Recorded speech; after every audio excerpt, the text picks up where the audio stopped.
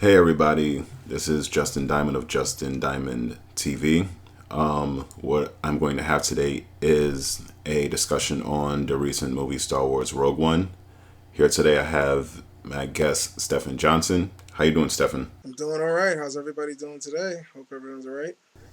All right. So both me and Stefan are actually just casual Star Wars fans. We both seen Rogue One recently, and we both have our thoughts on it. I've seen, well, actually, it will be 8 movies now. I've actually seen all 8 movies. How many have you seen, Stefan?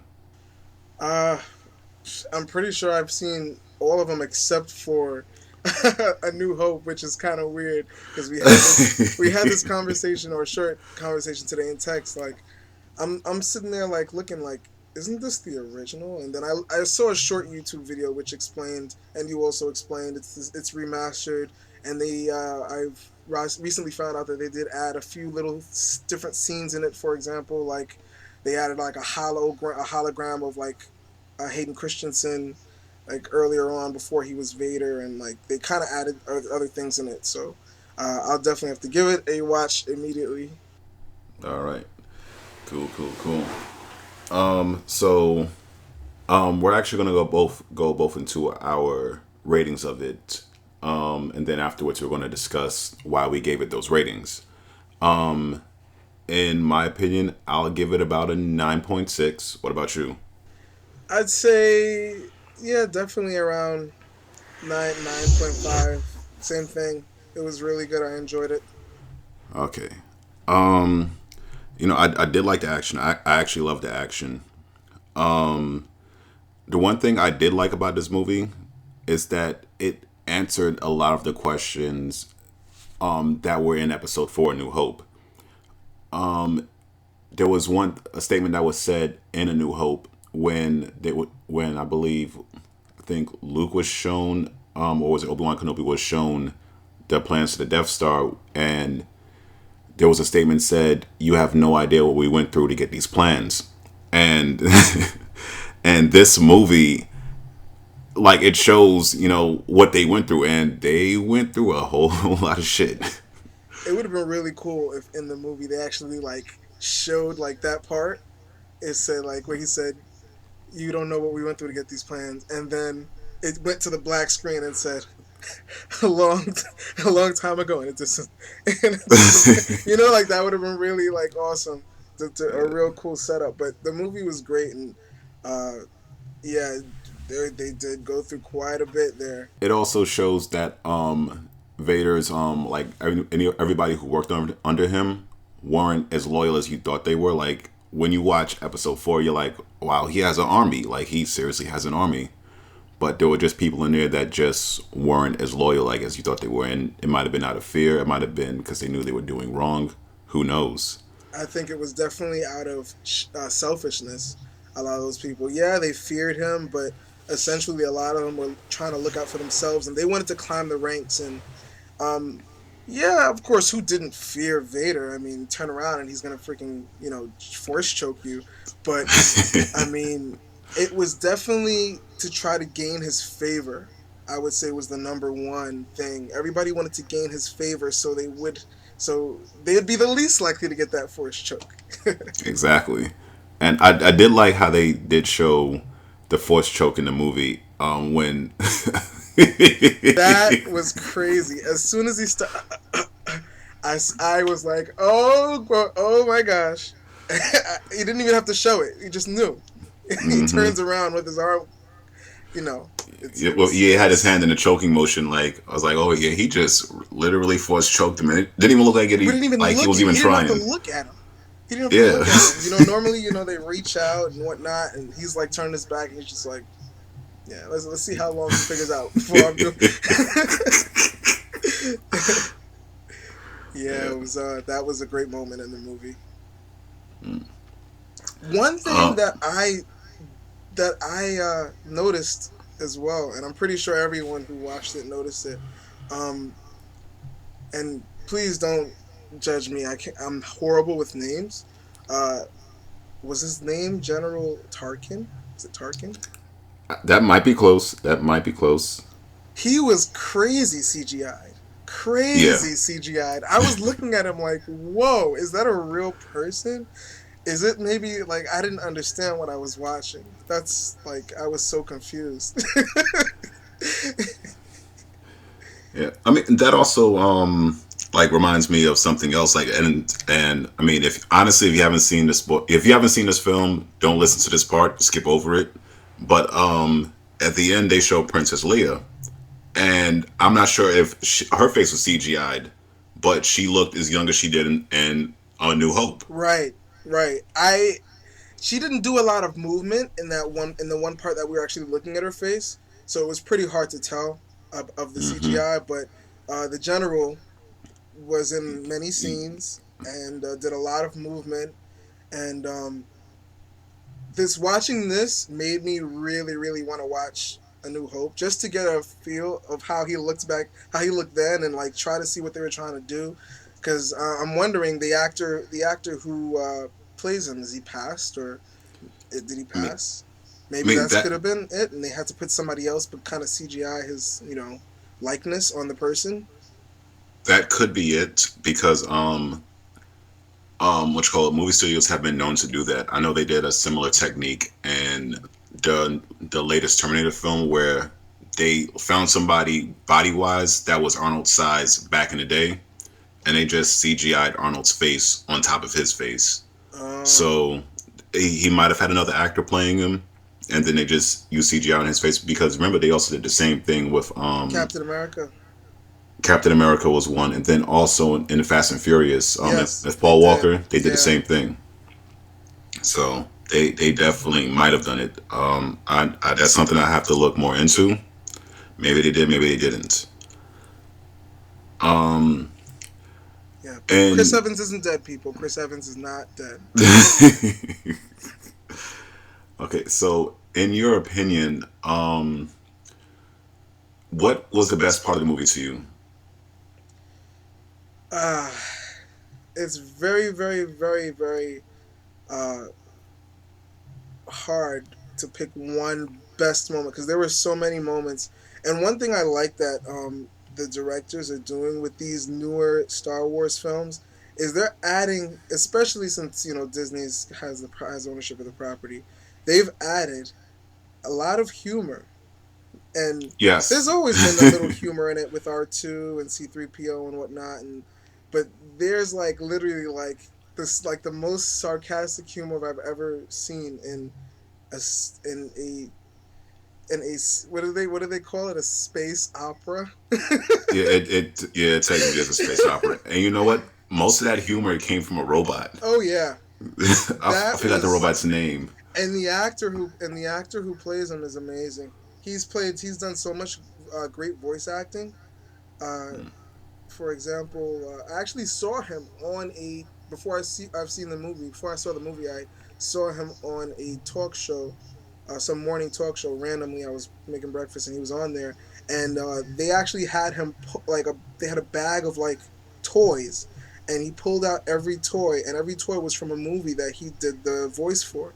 So like he had to That's do all the awesome. voices for each one. So I couldn't remember all of them, but my favorite, Wreck It Ralph, he was King Candy. He was the voice of King Candy. What? So, and then he did the voice of the robot. I can't remember it either. Like I said, I'm not good with names, but he was amazing. Like very convincingly sarcastic, and uh, he just had the most funniest lines in the movie. But I could honestly say my my favorite part. I can't say the best part. Everybody. My favorite part was kind of a sad scene, but it was definitely when they had went to the place. I can't remember the name as well either. The planet where his father was, where her father was, where they went to go When they went to go save see slash him. kill her father. Yeah. And he actually decided like not to do it, and it kind of just was like an eye opening moment, like of who this guy was. He got the orders, and everybody knew like they wanted him to kill him, and he was falling for falling for Ray, and like they just he just didn't do it. I felt like that was like really cool, and then the part where he they basically were saying like who told them, who gave up these plans, or who informed them, and he kind of came out and said, "Oh, it was me," and Yeah, he didn't they care. He was still killed like, yeah, everybody. I was like, yeah, oh no. yeah. I thought that was wrong. I'm like, okay, he just said I did it, and then you kill everybody else but him. Right. And I felt like they couldn't kill him, but the fact that he died after that was just, spoiler. The fact that he died after that, I was pretty upset because I felt like, yeah, they saved him, and then, I mean, eventually, obviously, we knew he was gonna die. It's just when he was gonna die was the. I felt like the movie wasn't over. That he had to help them get the plans. He just gave them the message. They all don't believe her, and but it all pulled together towards the end. Obviously, they believed her, and Hmm. the Rogue One decided to go and stop it. Yeah. What was your favorite part, or what do you think was the best part in the movie? I actually have two. And to me, what one thing I do like about just Star Wars has always been the choreography of fight scenes, but then also I'm also a fan of really good CGI. Now, as far as CGI goes, when they first tested out the Death Star and they shot the planet, and they also kind of like threw some humor in it with that with the robot, how he I'm like I said, I'm really bad with names, but basically I'm gonna just say the lead actor. He calls the robot on the ship, and the robot was saying, "I was looking out at the horizon, and then I'm looking at it now, and there's no horizon no more." And this is as the planet is beginning to blow up. That was crazy. Yes, Yeah, he definitely that he said there's no. He's like the horizon. There is none. I remember. Oh man, yeah, that was um, pretty crazy. And especially in A New Hope. I mean, well, the original one or whatever. Everybody remembers the scene where the Death Star shot that green beam and the planet just blew up. But to see actually like what it did, and then like us being on the planet, and then hmm not only that, but it seems that it seemed that it had happened so much faster when you were like far away, just seeing the beam hit the planet. Um, I'm pretty sure that they were saying something about how it wasn't being operated at full capacity at the time in the movie. yeah, they did say that it was like maybe at like a 20% capacity. Something like that, yeah. So more than likely, by A New Hope, they used 100% of the capacity, which is probably why it blew up so quickly in A New Hope.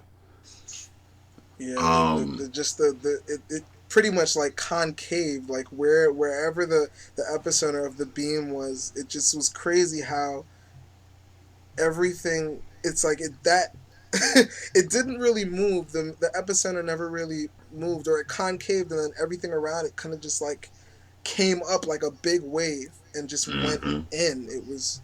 It was crazy to look at, especially in the very end. Oh man. Yeah, that's sorry, but that's actually one thing I did like is that they showed it twice.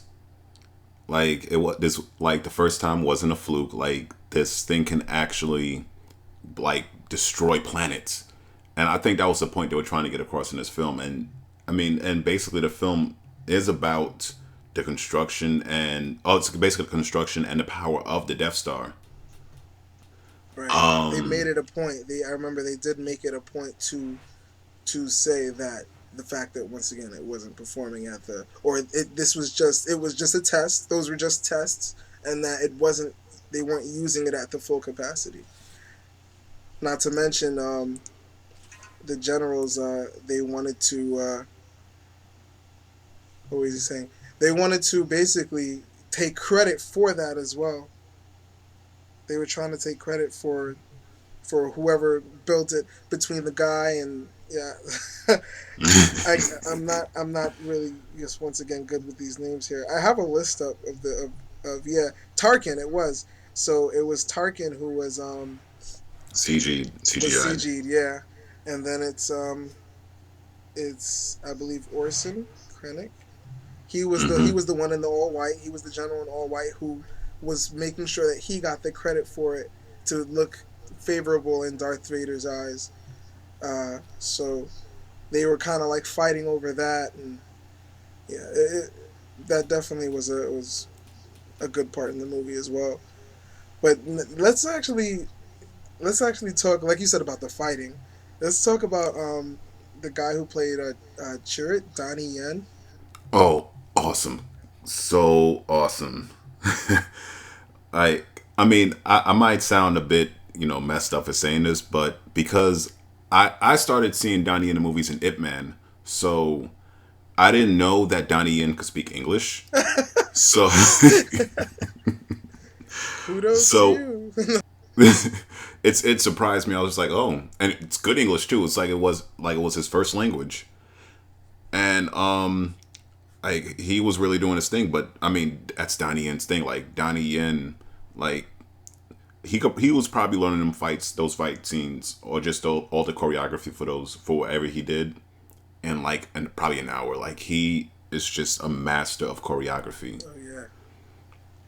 You know. How many Ip bands are there? I believe there's four.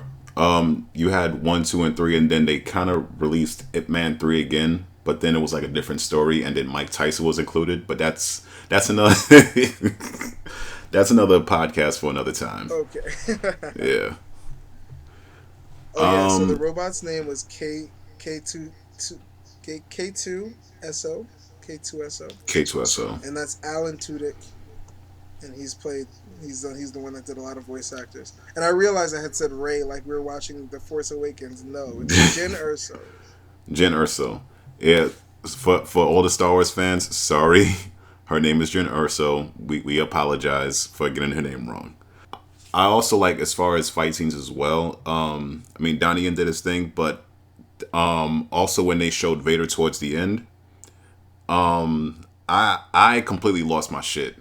I was I was watching the movie with my girl, and my girl, like, she was kind of on and off until about that part.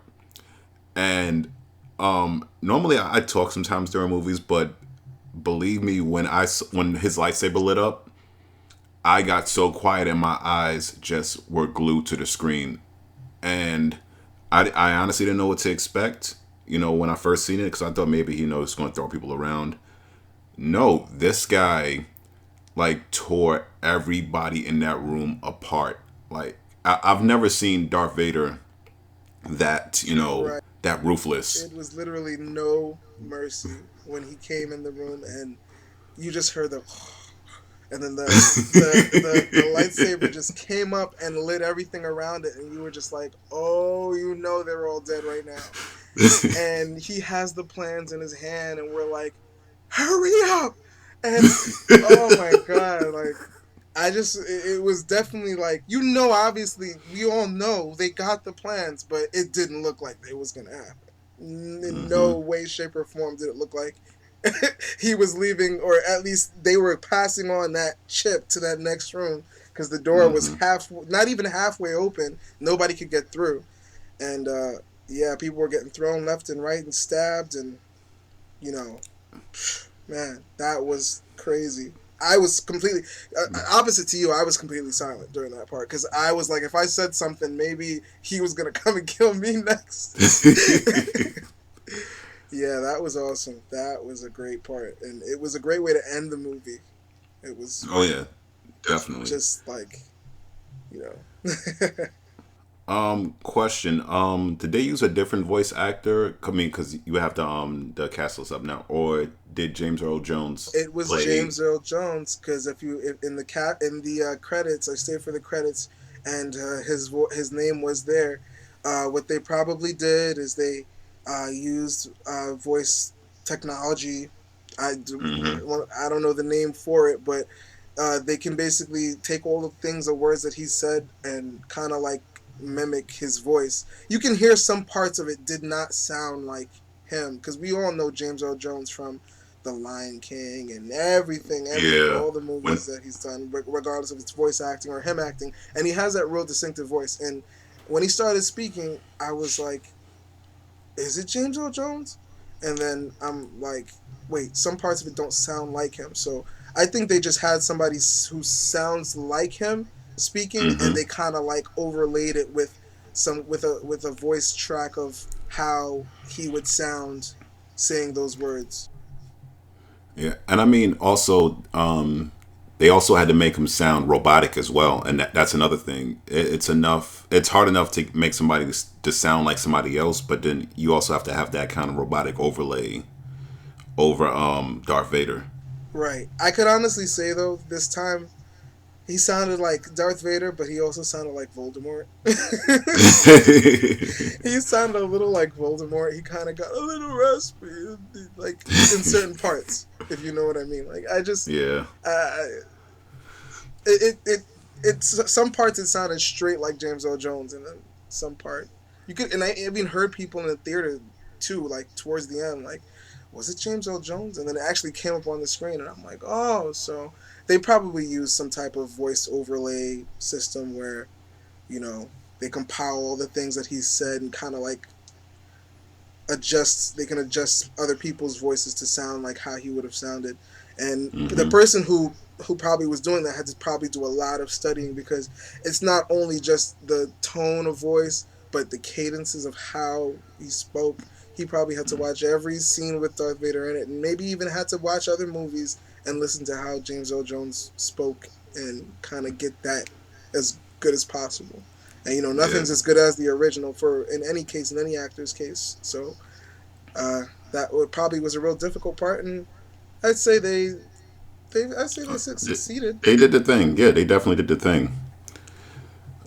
And it's funny because when I first heard about Disney taking over Star Wars and producing more films, I'm just like why would you do it? Like leave Star Wars alone. But I'm a Kingdom Hearts fan, so I'm just like Mickey's making a cameo, or something's gonna happen, or like it like one of the next starships are gonna be in the shape of like a Mickey head or something, or the next Death Star is gonna have like ears. you know, and you never know because there's like I think what we got about three more Star Wars films coming out, or it might be four That's because awesome. there's the Han Solo movie that's coming out, and then you have Episode 8 and Episode 9, which I believe they said Carrie Fisher is supposed to have a very very large role in Episode 8, which I'm planning on seeing because I mean that was the last movie she did, so I got to see it out of respect to her. So, do you know anything about the filming for that? Are they finished, or are they gonna have to? Did they finish that already? I'm not sure if they're finished, but I know they've been working on it since Episode 7 finished, so I'm pretty sure they have a decent amount of the movie done. And I mean, you have these, the budget is so big, and they have people that will find ways to kind of work with, what they have. It's what they do. So I'm pretty sure they're gonna, do something in respect to Carrie Fisher for Episode Oh 8, yeah, they're or gonna or even do Episode something. 9. Yeah, they gotta do something. That was crazy. Uh, so what's next? What do we talk about now? What didn't you like in the movie? Could you say there was something that you didn't like per se, or I mean, I honestly like most of the movie as a whole. I did like that. It was a very speedy progression. Like as opposed to the other Star Wars movies where it was time going by. Like they used to always have that particular transition where it was like a wipe across the screen, which showed time passing. And I told you I gave it like a 9.6. And the reason why I gave it a 9.6 is because I honestly would have liked to see Luke somewhere in the movie. I mean, they show Leia. I was like, why can't they show Luke? But I mean, everything is done for a reason, and it was just basically trying to set up between what was going on between episodes 3 and 4. So they really did a good job. Like I said, it'd been a perfect 10 if Luke was in there, but regardless, it was still a good movie. It was still excellently done. Like I said, I'm probably going to be looking forward to owning it on Blu-ray when it comes out. What about you? Uh, hmm. For some reason, the actor who played Cassian, that's Diego Luna, Hmm. uh, he didn't grab me. Like, I don't know. He just was there. Like, I understood his role, and I guess it was portrayed well, but I don't know. I felt like maybe that was the whole point. He was like very mysterious. You didn't know what he was thinking.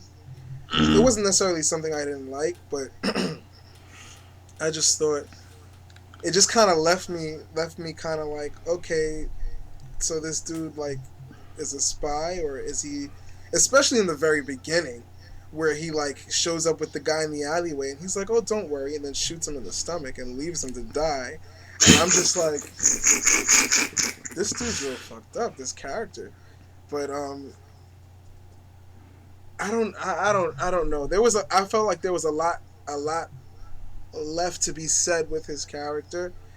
Um, we know that he has a heart because he obviously didn't shoot uh, Jin's father when he had the chance and multiple chances. Uh, and then obviously, I can't even remember. Did they kiss? Did they kiss? It They looked didn't like they were kiss, about to. but They should have. They should have. they should have. But they embraced before they died. They're trying to send all the plans. In an elevator at some point when they were going back down, and then it looked like they were about to kiss, and I can't remember because it just happened so quickly. You know, No, there were so I many don't think. things going on. Yeah, I don't think they did either. No, I don't think they were on the elevator either. They were on that platform. Right, right, right, right. When they no, they were in an elevator. You sure? Were after she sent the signal, and he was about to shoot after he came back and shot what's his name, one of the generals, and then she was gonna like push him off the ledge, and he was like, no, no, just leave him. And they went in the elevator. I remember the elevator closed, and I was sitting there like, if that elevator's closing, he's gonna come and do something, and the elevator just closed. So he didn't, and he didn't, so he didn't get back up or whatever, I guess. So, but I remember, and they were headed down to the beach, like to the bottom, and I remember they kind of got like really close, and then I don't. Everything was just happening so quick. They kind of panned back and forth between everything that was happening. It was really sad when K 2 Yeah, K 2 when he died. I'm like, oh man! Just when they started to get the chemistry going between him and Jin, and yeah, because you actually started to like him at that point. You're like okay, this guy's cool. Especially like I didn't even think he could shoot. Like when the soldiers came and shot him in the back and he acted like he was hurt and he picks up the gun and then shoots all of them. I'm just like, oh, okay, do the damn thing, okay. Also, another question was answered. Remember, in A New Hope when they showed like all the generals sitting around a table and there was one missing seat. right. So, Oh, yeah, the wow. one that was See, killed. now I have That to was. see this. And I have to watch it again just to. Uh. Yeah, Why does that. YouTube want $24.99 just to watch it on my TV? I gotta watch it again though. I definitely Yeah. gotta watch it again. So therefore, okay. So all those questions they got answered. I think that's probably it. I guess we're about to hit the 30-minute mark. Yeah, I mean it was definitely a good discussion though. I mean, I'm just letting y'all know, everybody out there that's listening to it, this won't be our last one. Like Steph here, we constantly go back and forth on a lot of stuff. So, our next one, we might not be agreeing on everything so much. We might be kind of arguing back and forth. So, definitely stay tuned. All right. Steph, does anybody want to say to anybody out there? That is like the weirdest question. That's like the weirdest question. Like, Like we're addressing some type of rumor or something. Okay, so this is obviously gonna get it out. Go watch this movie. It was really good.